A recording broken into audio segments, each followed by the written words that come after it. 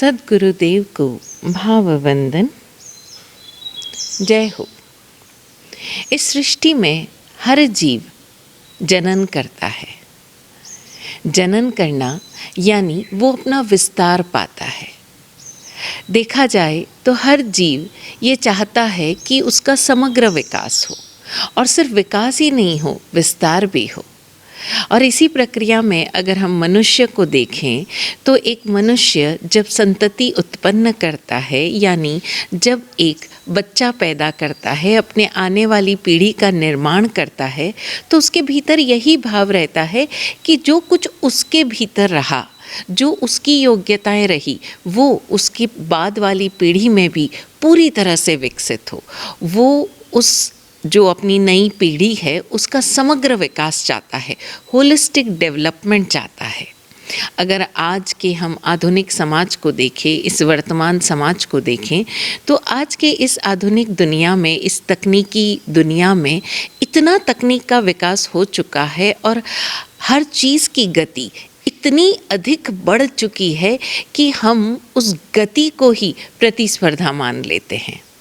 अब ऐसे में जो पेरेंट पीढ़ी है, यानी अभिभावक पीढ़ी है, उसे लगता है कि वो अपने बच्चे के समग्र विकास के लिए जो कर सकता है करे।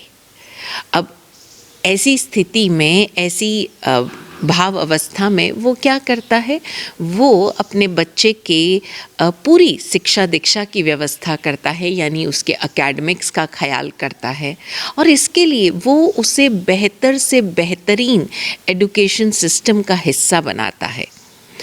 आज भारत में हम देखें तो CBSE बोर्ड्स है, ICSE बोर्ड्स है, इसके अलावा कई विदेशी बोर्ड्स भी आ चुके हैं। यानी बच्चे अपने भीतर की उस अवस्था को विकसित करने के लिए, अपने भीतर की योग्यता को विकसित करने के लिए जो अलग अलग रास्ते अपनाते हैं, जो अलग अलग क्षेत्र अपनाते हैं, उसकी व्यवस्था आजकल बालपने से ही हो गई है।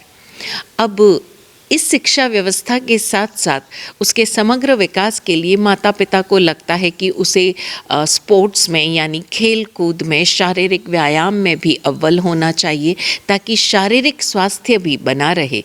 बिल्कुल सही सोच है। और इसी को देखते हुए न सिर्फ स्कूलों में बल्कि घरों में भी माता पिता ये प्रयास करते हैं कि उनके बच्चों के शिक्षा के साथ साथ कोई न कोई स्पोर्ट, यानी कोई न कोई खेल कूद में भी वो आगे रहे। इसी के साथ वो ये चाहते हैं कि बच्चे का कलात्मक विकास भी हो, और इसी के लिए वो अलग अलग क्लासेस में भी डालते हैं। यानी हो सकता है उसे चित्रकारी पसंद हो, पेंटिंग, स्कल्पचर, कशीदा, क्रोशिए, बहुत सारी चीज़ें हो गई है कलात्मक क्षेत्र में भी, तो वो उन सारी भी क्लासेस करवाते हैं। तो देखा जाए तो एक बच्चे का जो समग्र विकास है वो शिक्षा, खेलकूद, कला आदि आदि में विकसित होता है, या हम कहें कि academic, sports, arts and many more fields etcetera, उसमें वो विकसित होता है। लेकिन ये एक्सेट्रा क्या है? क्योंकि अगर हम उसका एक पूरा पाई ग्राफ बनाएं तो ये एक्सेट्रा मात्र 2-4% बनता है। अब इस एक्सेट्रा में क्या है कि हमारी भारतीय संस्कृति, हमारे भारतीय दर्शन, अब इस भारतीय दर्शन में समग्र दर्शन समाहित हो गए। इस दर्शन का विकास भी एक जीव की, एक व्यक्ति की समग्र विकास के लिए, होलिस्टिक डेवलपमेंट के लिए आवश्यकता है। और वो जो दर्शन का विकास है वो उसे उसकी जन्म के समय से ही मिलता है। जन्म के समय से ही परवरिश के दौरान एक बच्चा अपने माता पिता, दादा दादी और पूरे समाज के साथ जिस तरह अपने परिजनों के साथ वो बड़ा होता है, तो वो मात्र देख कर, सुन कर उन सारी चीज़ों को अपने भीतर इम्बाइब करता है, अपने भीतर समाहित कर लेता है। और इसी तरह से वो जो हम कहते हैं आजकल इसे मनोचिकित्सक, साइकोलॉजिस्ट चाइल्डहुड कंडीशनिंग के नाम से पुकारते हैं। ये चाइल्डहुड कंडीशनिंग्स यानी उस परवरिश के समय जब वो बच्चा बड़ा हो रहा था, तब कुछ चित्र, कुछ सीन्स, कुछ दृश्य, कुछ वाक्य उसके उस बाल मन पर, उस अबोध बाल मन पर जो प्रभाव डाल जाते हैं, वो समग्र उसकी व्यक्तित्व का हिस्सा बन जाते हैं। और इस समग्र व्यक्तित्व में वो चीज़ें जो सीखी गई थी वो सबसे अधिक आवश्यक होती है। अब देखा जाए तो एक बच्चा जब वो पैदा होता है तब उसकी दृष्टि बराबर काम कर रही है, यानी वो जो दृश्य देख रहा है अपने आसपास वो गहरा प्रभाव डालते हैं, और कहूँगी कि बहुत अधिक प्रभाव डालते हैं, क्योंकि उस समय तक उसकी भाषा पूर्णतः विकसित नहीं हुई है। तो वो बच्चा सुनकर बहुत सारी चीज़ें शायद ना समझ पाए, लेकिन देखकर उसके भीतर वो सारी प्रतिलिपियाँ यानी सारे रिफ्लेक्शंस जमा हो रहे हैं, सेव हो रहे हैं। वो जो फील कर रहा है, उसकी भावात्मक स्तर जो है वो शायद इमोशनली उतना डेवलप नहीं हुआ है, लेकिन वो भाव उसके भीतर सेव हो रहे हैं। तो बहुत अधिक आवश्यक है कि एक बच्चा जब अपने उस अबोध शिशु दौर से गुजर रहा है और अपने बालपने में प्रवेश कर रहा है, तब उसके आसपास का जो वातावरण है, जिस तरह से वो बड़ा हो रहा है, उस समय हम कुछ सावधानियां बरतें। आजकल हम देख रहे हैं कि स्कूल जाने की उम्र 4 साल से घटकर मात्र 1.5 साल हो गई है, जहाँ पर बच्चा स्कूल जाना सीखता है, वहाँ बैठना सीखता है, अपने आसपास के बच्चों के साथ कैसे व्यवहार करना ये सीखता है। कारण कि पहले संयुक्त परिवार होते थे, घर में ही इतने बच्चे होते थे, अलग अलग लोग होते थे कि बच्चा उन सब के साथ बड़े आराम से रहना सीख जाता था। लेकिन आजकल संयुक्त परिवार रहे नहीं और माता पिता दोनों काम पर जाते हैं। अब ऐसे में बच्चा उन माता पिता या अपनी आया के और किसी को देखता ही नहीं। माता को भी जल्दी होती है कि वो अपने करियर में जाए, तो वो क्या करते हैं, करीब 1.5 साल से ही बच्चों को अलग अलग चीज़ों के नाम पर, कभी टॉडलर्स के नाम पर, कभी प्ले ग्रुप के नाम पर, कभी नर्सरी के नाम पर उन्हें स्कूल भेजना शुरू करते हैं, ताकि उसके जीवन में एक अनुशासन आए। बात सही भी है, लेकिन वो अनुशासन कई बार मात्र बाहरी चीज़ों पर सीमित रह जाता है। आजकल कुछ स्कूलें हैं जो इस पर ध्यान दे रही है, कुछ विद्यालय हैं, कुछ ऐसे लोग हैं जो बच्चे के इस समग्र विकास पर, होलिस्टिक डेवलपमेंट पर ध्यान देते हुए उन्हें दर्शन की जानकारी भी दे रहे हैं। तो कुछ लोग होड़ा होड़ में मात्र उस उम्र से ही उन्हें कुछ पाठ रटवा दिए, जैसे अगर कोई जैन दर्शन का है तो वो सामायिक सूत्र के पाठ रटवा दिए, या कोई वैदिक दर्शन का है तो वो शिव तांडव स्तोत्र, हनुमान चालीसा रोज़ाना बोल रहे हैं।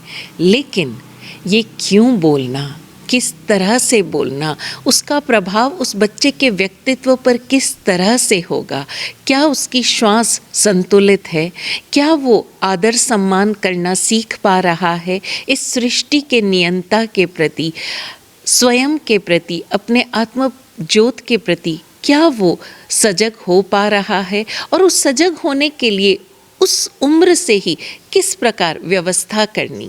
अपने आसपास के लोग यानी कि घर के बड़े बुजुर्ग, परिजन, स्कूल की टीचर्स, समाज के अन्य लोग, क्या उनके प्रति उसका एक आदर भाव विकसित हो रहा है, प्रेम भाव, हेत प्रेम विकसित हो रहा है, क्या वो इस देश समाज में रहते हुए उसे जो मिल रही सुविधाएं हैं उसके प्रति आभारमय हो रहा है, वो भोजन कैसा कर रहा है, जो उसके घर की व्यवस्था है, जो भोजन उसके घर में पकाया जाता है उसका तो वो आभार कर लेता है, लेकिन क्या किसी और घर में पकाए जा रहे भोजन के प्रति उसकी घृणा पनपती है, या वो उसे भी सहज स्वीकार करता है।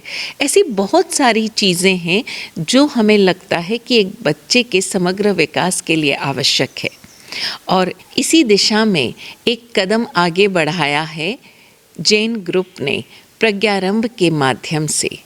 प्रज्ञारंभ, जहाँ हम कहते हैं प्रज्ञा का आरंभ होता है।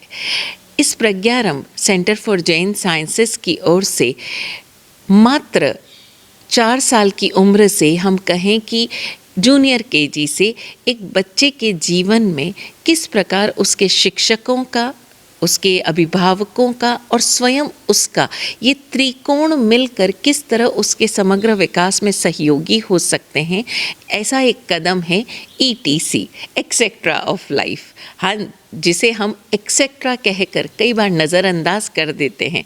हमने शुरुआत में बात की ना, एकेडमिक, स्पोर्ट्स, आर्ट्स, एक्सेट्रा। तो ये जो एक्सेट्रा हम भूल जाते हैं, मिस कर जाते हैं, इसी एक्सेट्रा को 14 लेवल्स में डिवाइड करके टीचर्स, पेरेंट्स और बच्चे के सहयोग से जीवन में, बच्चे के जीवन में किस प्रकार वो समाहित हो, ऐसा एक प्रयास किया गया है।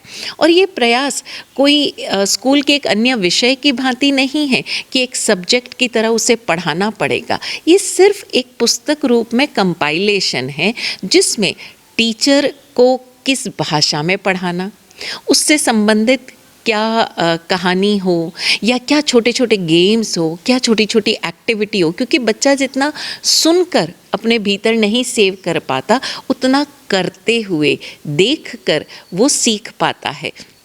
तो वो सारी चीज़ें उस एक पुस्तक में दे दी गई है, एक छोटे से विषय के साथ। और साथ ही सबसे ज़रूरी बात कि उसमें पेरेंट्स को घर पर क्या करना, इसका भी एक छोटा सा संदेश उसके साथ दिया गया, एक छोटा सा इंस्ट्रक्शंस कि स्कूल में इस तरह से किया जा रहा है, तो आप घर पे भी इस तरह से करें।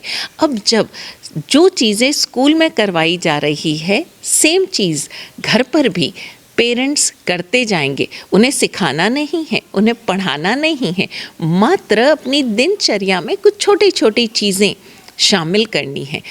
जैसे उदाहरण के लिए हम बात करें कि हम बच्चों को ये तो सिखा देते हैं कि बड़ों को प्रणाम करना, लेकिन प्रणाम क्यों करना, उस प्रणाम करने से होगा क्या, और प्रणाम कैसे करना। क्योंकि आजकल हम देखते हैं कई बार बच्चे प्रणाम, पैरी पौना करने के नाम पर मात्र फास्ट, बस आधा झुके आधा नहीं झुके, वो एक हाथ से इशारा हो गया।